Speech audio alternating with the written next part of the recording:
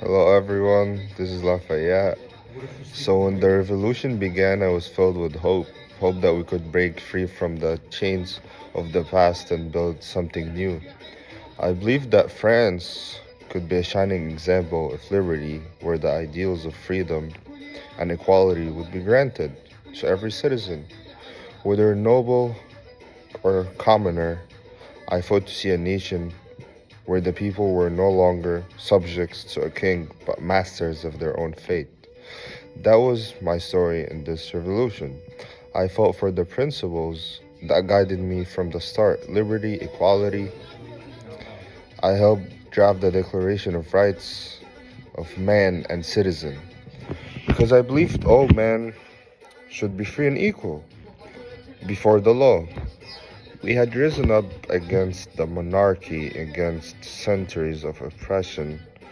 We took down the Bastille not just as a symbol of royal tyranny, but as a signal that France was changing, that we, the people, could shape our destiny.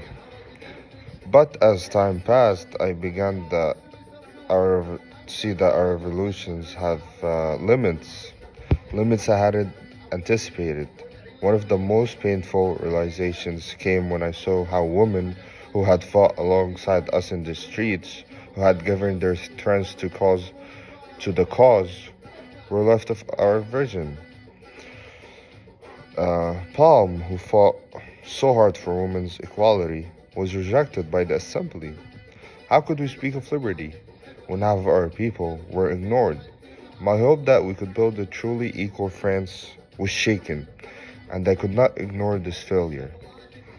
Then in August 1792, things took apart. The monarchy, which had once ruled over us, seemed to fall apart. The king, who I had once defended, was faced with a choice: flee to safety or stay and defend the people. But when the people came, he hesitated. He refused to escape when he could have. Some said he wept for France, others that was afraid. In that moment, I questioned everything. Was this the king of the past, or a man truly loyal to the people? What was he trying to say?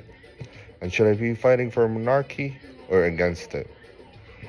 Now, foreign armies from Austria and Prussia marched to invade us. They could crush the revolution and restore the old order. The king, despite all that has happened, remains the symbol they wish to restore. But I cannot fight to return to the past. My duty lies with the people of France.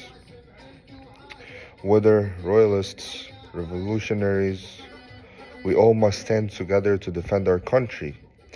I hoped for a better France, a France where people could live freely without fear of kings or aristocrats.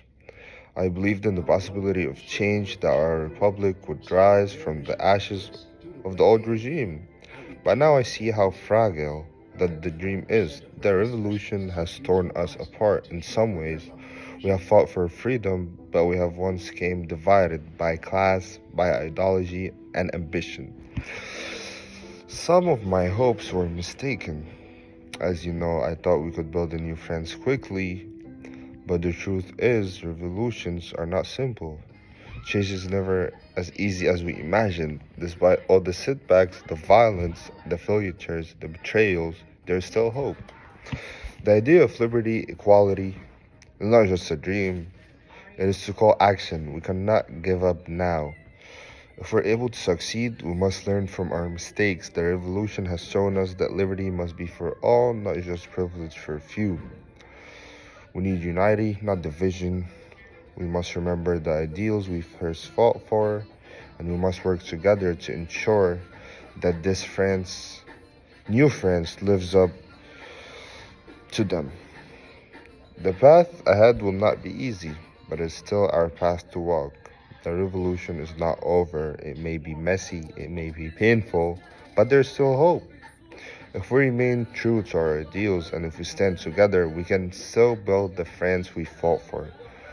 I'll fight for France no matter the cost. Thank you, everyone.